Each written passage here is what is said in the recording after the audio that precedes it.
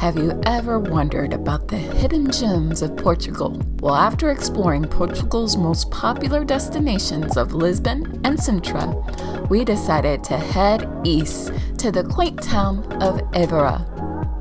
Now, Evora is a bit off the beaten path for the average traveler, but it's full of curiosities, such as stunning Roman ruins, an infamous Chapel of Bones, and a cathedral with a roof so lovely that you just have to see it for yourself.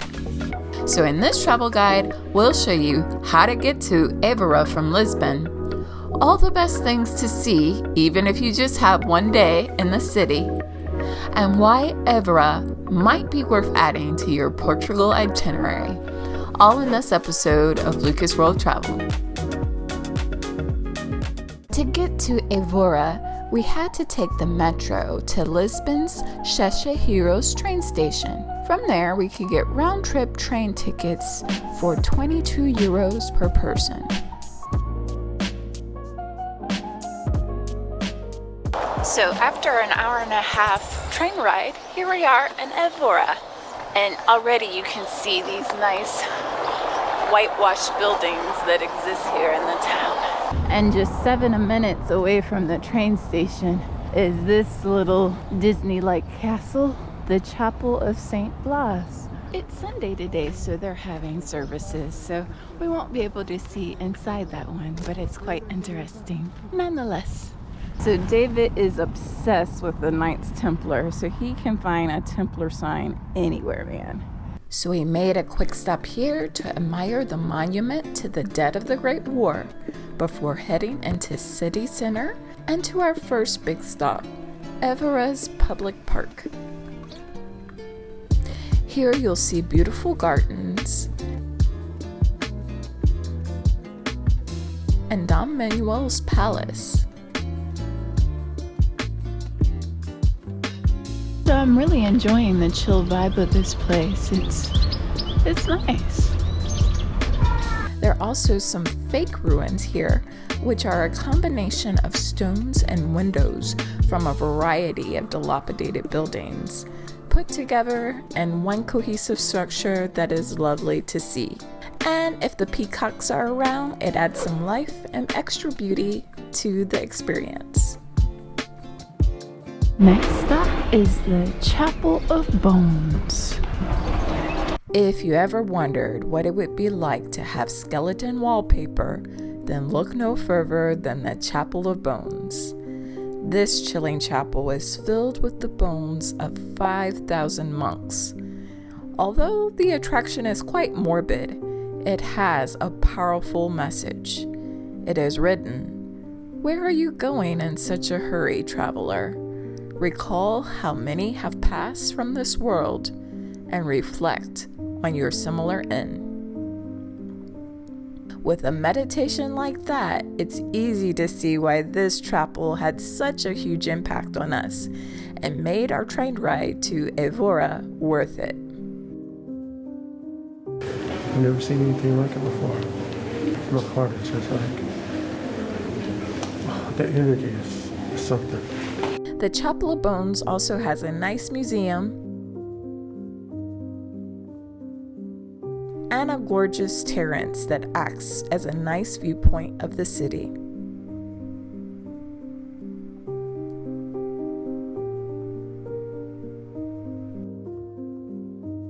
Just next door from the chapel is San Francisco's church, which has vibrant stained glass windows that paint the church in such incredible colors.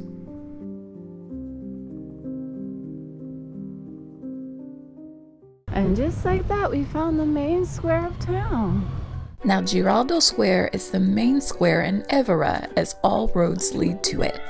It has a picturesque church, a fountain, and a couple of cute cafes and restaurants that make it a great place to stop for a drink and enjoy the view. From the square, you can enjoy wandering through the winding alleys of Old Town. The buildings here are painted with cheery colors of white and yellow to repel away evil spirits. And I can honestly say that it's working. because the vibe here is easygoing and friendly. Another must-see is Evora Cathedral. Built in 1250, this Gothic-style church is made completely out of granite with impressive artwork and domed ceilings. The best part, though, is climbing up to the terrace to see one of the most beautiful roofs we've ever seen, complete with ornate domes and spires. Plus, the view isn't bad either. And on the other side, you can see the Roman columns. Stunning up here. Oh, this alone is worth the price of admission. Make sure you go inside the cathedral, y'all.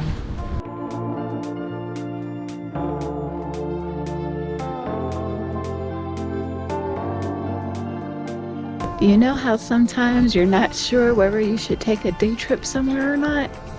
Definitely should take a day trip here. It's amazing.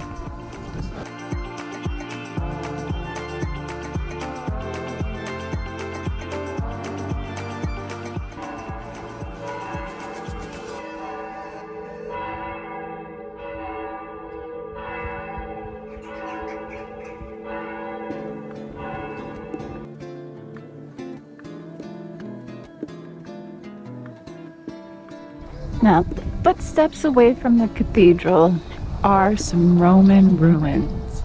They're quite spectacular, man. Also right by the cathedral and the ruins is the Museo de Evora, which is supposed to be really nice, but I'm not in the mood for another museum after the cathedral museum.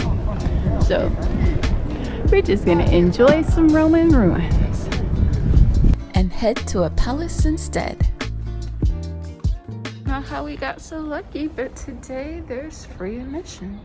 Now, this palace was once the palace of the Counts of Basto and is the oldest palace in Evora. It's now the private residence of the Almeida family, who beautifully restored the property with great style and elegance. A visit here might even give you some home decor ideas. Whenever I buy a house again, I want a balcony just like that.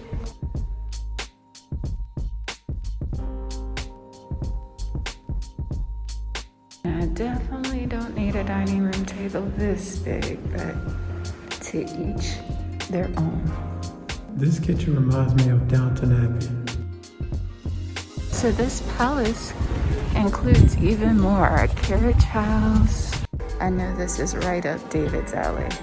Look at the interior of this one, folks. How luxurious. So I enjoyed seeing the carriages because I love all kind of transportation, all kind of engines, all kind of stuff like this.